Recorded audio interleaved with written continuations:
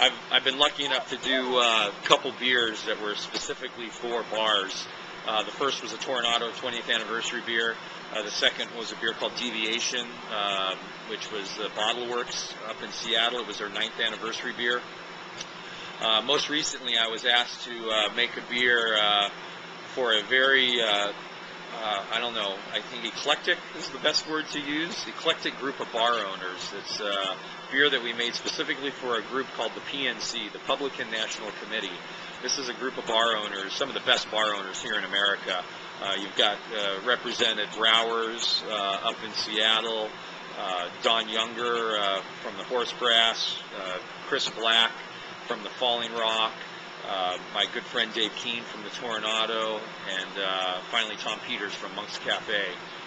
They all have this group where they get together once or twice a year. At the end of the day, they're all friends, and they like to get together and hang out, and drink beer, and eat good food. But they decided to each year have a different brewery make a beer for them. So this being the first year they're doing that, they asked me to make their first beer. And I wanted to see what they wanted. I didn't want to do something that was just, all my ideas.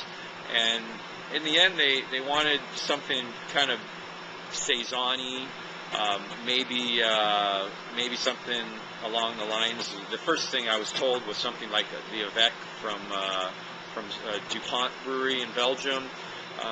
But that to me, and so we've gone with something in sort of a 7% alcohol range. But I also wanted it to be much drier than that. And the component that I wanted to add in was Brettanomyces. I also wanted to add in the use of one of our big tanks here that's very wide. So if we put a small amount of beer in the tank, we get a ton of surface area. And thinking from a homebrewer's standpoint, you could easily do this by, instead of, say you're making a 5-gallon batch, instead of just filling the carboy all the way and having your 5-gallon carboy, you could split it up between 3 carboys and end up with maybe, a foot or so, whatever that would work out to be, between 3 or 4 carboys. And those 3 carboys combined to kind of mimic this wide, shallow fermentation that we're doing. For us, we're doing it in a tank that's enclosed, but really what I'm trying to do is mimic an open fermenter, a cool ship. I don't own a cool ship. I do have these big, giant, bright beer tanks, these finishing beer tanks that hold 200 barrels of beer, but they're 10 feet wide. And so by putting, 25, maybe 50 barrels in it, we've only covered, maybe 2-3 feet of the whole tank. So we still have this huge surface area. That's allowing us to ferment at a much warmer temperature. So that was the basis, based with the encouragement from the group to make something saison-y.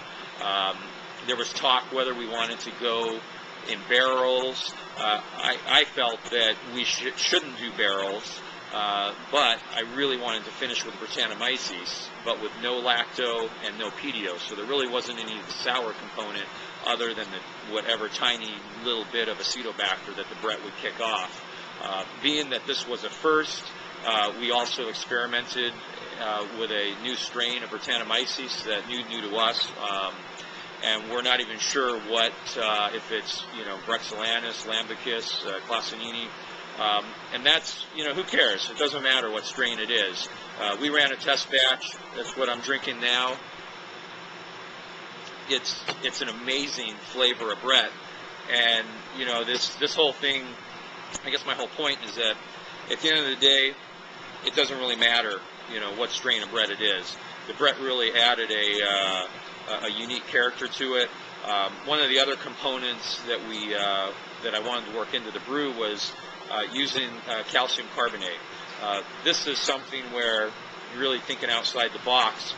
You wouldn't think water formulation is thinking outside the box, but we use calcium carbonate in the beer, a pretty good amount, to really give the beer a super hard edge and a really hard edge on the finish, so that this was almost replacing some of the bitterness, and it's leaving this really dry, lingering flavor on the tongue.